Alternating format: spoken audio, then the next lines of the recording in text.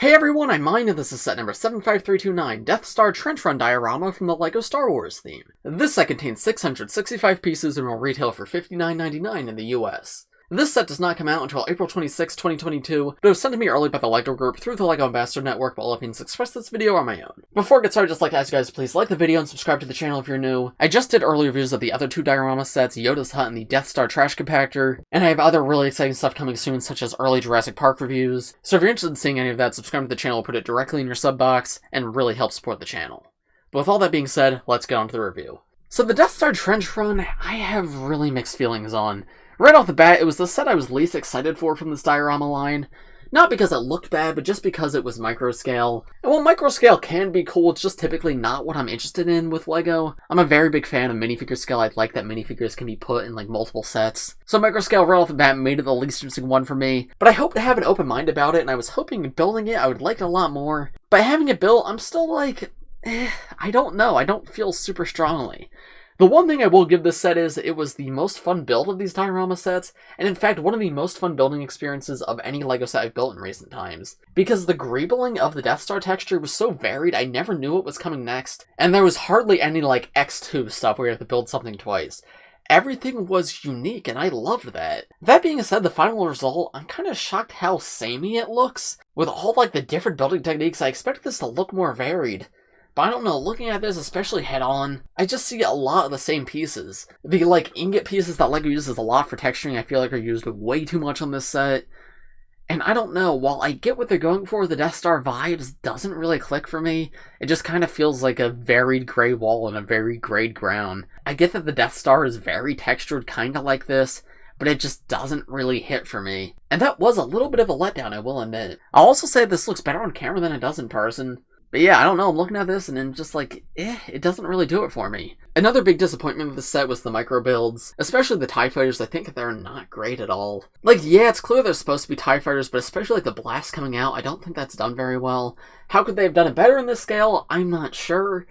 Like, I think this is pretty close to the best they could do this small, but that being said, that doesn't make it look good, and that's my problem with microscale as a whole. I'm just not a fan of the lack of detail. But yeah, I really don't like the clips going down to hold the laser blasts. You won't see those from most angles, but I don't know, it's pretty clear to me that that doesn't look right. But yeah, you get a total of 3 TIE Fighters, 2 normal ones, and Darth Vader's TIE Advanced. Here's a look at the 2 basic TIE Fighters up a little bit closer. Same exact build, just one has laser blasts coming down, the other one doesn't. And I think the one without them looks a little bit better, but even still, it looks too blocky to me.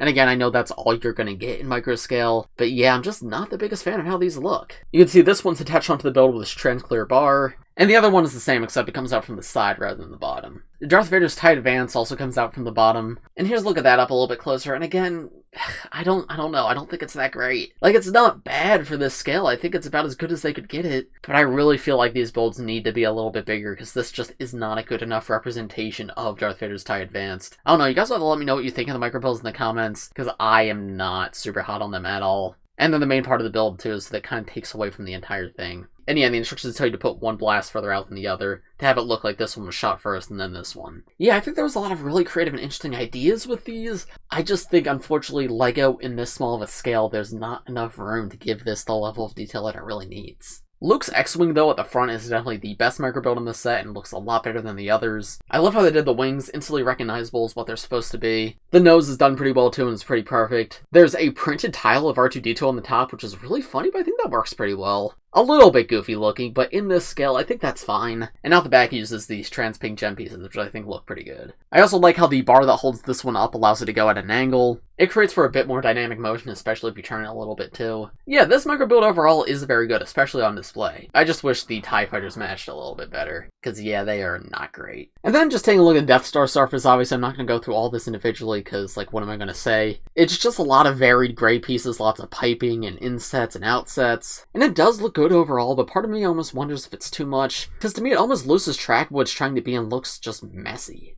And then of course there's more of it on the back too. This area I think is the weakest part, just so many of these ingots, and I think used in all these different directions and so many of them, yeah, they're not great. And yeah, there's how it looks at the very end. There is a turret at the very center, which adds a little bit more life to this build. You can turn it at the very top too if you want, so you can actually have it focus down the X-Wing. But it feels like it pops out of the ground almost abruptly, and I don't know, it doesn't feel like it fits in the best with the rest of this. And then finally, of course, just like all the other diorama sets, there is a printed tile of the Star Wars logo at the front, and then a quote from this scene. And in this case, it is "The Force is strong with this one" by Darth Vader. These are both all new printed parts. This one, of course, is exclusive to this set, and I think it's great that they're both printed. And I think this piece could actually be useful outside of the context of this set if you wanted. So yeah, I think that's about all I have to say on this set. I don't know how to review it really, because it is just like, what you see is what you get. No hidden features or anything. Yeah, I don't know, so I guess now we'll move on to my overall thoughts. So my overall thoughts of this set, I wouldn't really recommend it. It does look good in tandem with the other two diorama sets if you have those two first. So if you just like want to collect the entire line, like yeah, pick this one up. It is the cheapest of the three as well. However, I think you're way better off saving up an extra $20 to get Dagobah. Because for $60, yeah, you don't need it. The building experience was very fun. That is one highlight I will give this set. The most fun building experience of any of the diorama builds, and one of the most fun building experiences I've had in a very long time, so in any LEGO set in general.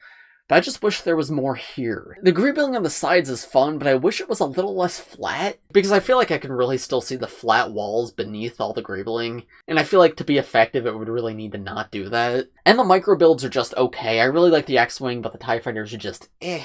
And considering they're the main focus of this set, that really detracts from it. I also feel like minifigures could have really helped this set. Obviously they wouldn't fit in the scene, but maybe like some display stands off to the sides or at the top, and it could come with like a Pilot Luke and a Darth Vader minifigure. I think those would have made the set a little bit nicer too, but as a whole, I'm a little bit let down by this one. Maybe it's because I'm just not a big fan of microscale in general. But yeah, I tried to remain optimistic about this one, and I just felt a little bit let down. It's not a terrible set by any means, but would I recommend it? No, probably not, unless you plan on getting all of the diorama sets. But yeah, I feel like this might be a controversial opinion, so let me know what you guys think of the set in the comments below. Tell me how wrong I am. And I do really like what they tried to do here, like rebuilding in a set, fantastic. But I think this definitely would have been better off if they made it in a slightly larger scale. Not necessarily minifigure scale, but a micro scale where they have a bit more room to add more detail to the TIE Fighters and add more depth to the Death Star in the background. But anyway, those are just my thoughts on what you guys think of this set in the comments below. If you enjoyed this video, please just like, subscribe if you're new. I do LEGO videos like this almost every day, so if you subscribe, you'll be the first to see them. Thanks for watching, everybody, and I will see you all in the next one. Bye!